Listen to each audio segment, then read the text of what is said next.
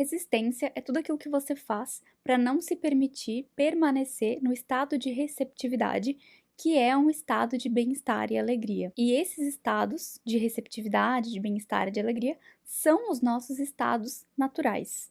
Por isso que para não nos manter nesses estados, nós precisamos gastar a nossa energia vital criando resistências. Toda vez que a gente resiste a alguma coisa, isso demanda um gasto de energia. Se você estiver remando em um rio a favor da correnteza, você flui com naturalidade. Isso não te demanda muito esforço.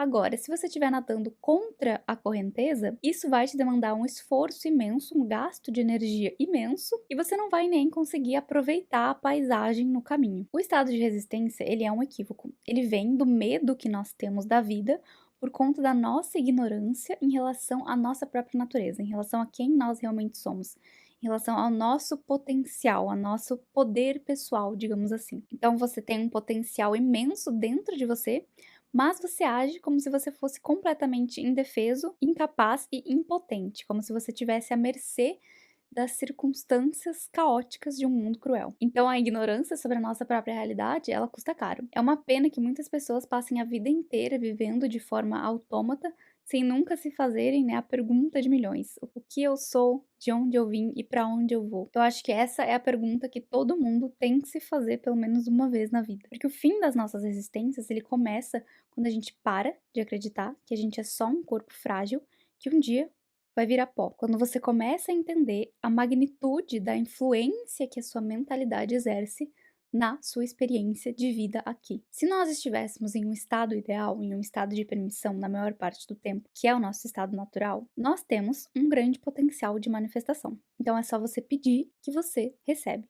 Se você não tiver nenhuma resistência no processo, se você não tiver nenhuma descrença, aquilo que você pedir, você vai receber. Todos nós temos esse potencial de manifestar a nossa vontade. Mas fora desse estado ideal, nós temos uma série de crenças limitantes, crenças de inferioridade, de não merecimento, que fazem a gente criar essas resistências para nós não recebermos aquilo que nós mesmos pedimos, aquilo que é a nossa vontade, só porque a gente acredita que a gente não merece, porque a gente tem apego a um sistema de crenças. O nosso ego, ele sempre prefere estar certo do que ser feliz.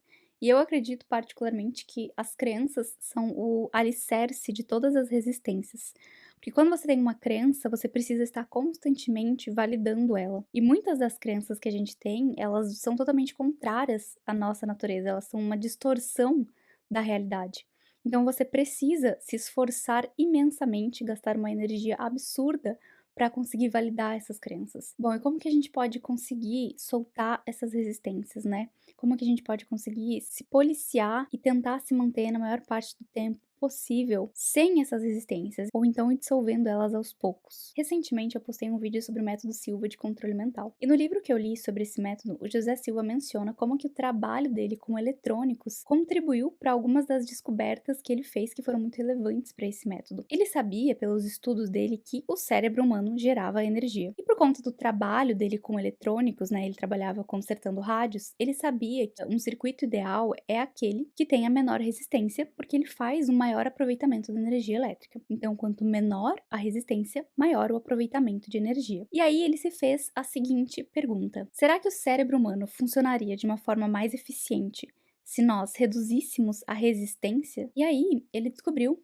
que sim, o cérebro funciona melhor quando a resistência é reduzida. E nesse caso, seria a desaceleração da mente, né? Você sair da frequência de ondas beta e ir para frequências de onda menos aceleradas, então alfa e teta. Que a meditação é uma das principais ferramentas que nós podemos utilizar para reduzir essa resistência da nossa mente e fazer ela funcionar de uma forma muito mais eficiente. A meditação ela ajuda você a liberar as resistências porque ela faz você soltar as tensões mentais, ela faz você parar de alimentar e de engajar em diálogos mentais negativos, em pensamentos negativos, em preocupações mentais que no momento presente, de fato, elas não são relevantes. E ainda elas reforçam ainda mais a negatividade em você. E aí quando você faz isso, quando você libera essas resistências, toda aquela energia que você estava utilizando para manter aquela negatividade, para manter aqueles pensamentos e aquele estado de resistência, ela é liberada e ela fica disponível para você utilizar para coisas que são realmente importantes. E que coisas são essas? Por exemplo, a gente pode citar a nossa imunidade, a nossa capacidade de regeneração celular,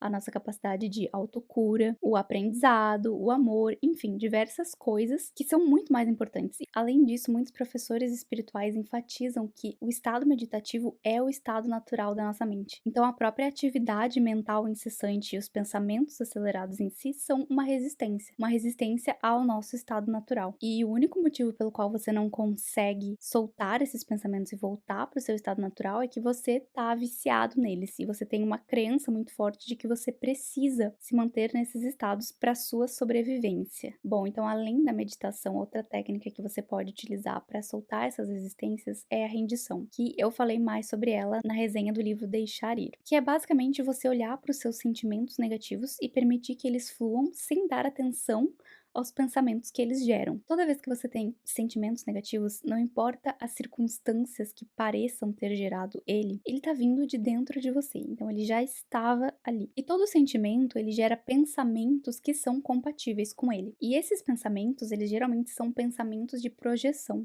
Então é uma historinha que a sua mente te conta de como algo fora de você, uma pessoa, um evento, uma circunstância, está fazendo você se sentir mal, para você não olhar para onde está o real problema, que é dentro de você. Só que se você fica dando bola para esses pensamentos, alimentando eles, engajando eles e acreditando neles, eles vão reforçar mais ainda aqueles sentimentos ruins dentro de você, que vão gerar mais pensamentos semelhantes, que vão reforçar mais os sentimentos ruins, e aí você fica preso em um ciclo vicioso. E a única forma de você sair desse ciclo vicioso é você parar de dar atenção para os pensamentos, para eles não reforçarem mais sentimentos negativos. E ao invés disso, você olha para o sentimento diretamente, você observa o sentimento, as sensações mesmo que ele provoca no seu corpo. E se você fizer isso por algum tempo, eventualmente esse sentimento vai passar. Pode ser que demore 10 minutos, uma hora, um dia, uma semana, enfim. Eventualmente ele se esgota.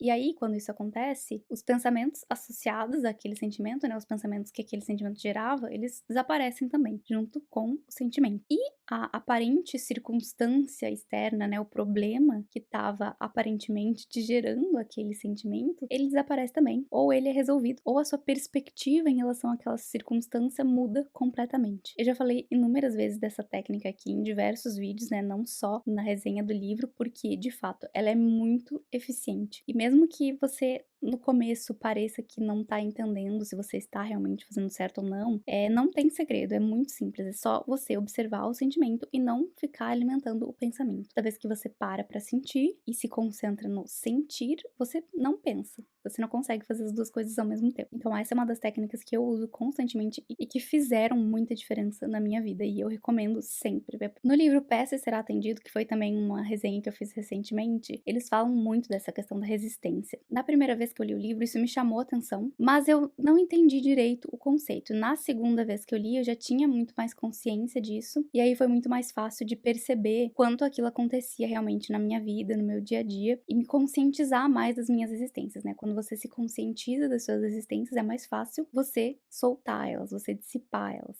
E eles falam que todo pedido que a gente faz, ele é prontamente respondido na hora que a gente faz. Então, o único trabalho que a gente tem realmente é dissolver essas nossas existências. A única coisa que impede você de alcançar algo que é a sua vontade são essas resistências. Então, nós precisamos aprender a receber, e para receber, a gente precisa soltar essas resistências. Bom, pessoal, era isso que eu tinha para falar no vídeo de hoje. Eu acho sempre muito importante relembrar alguns conceitos que são essenciais e que fazem muita diferença, como é o caso, né, das resistências e da importância de a gente manter o bem-estar e a alegria no nosso dia a dia, que se você tiver a sua saúde mental em dia, o seu emocional saudável e se mantém um padrão elevado na maior parte do tempo, você já tem, acho que 70% do caminho andado para qualquer objetivo que seja. Bom, espero que esse vídeo tenha sido útil para você e a gente se vê no próximo vídeo. Tchau!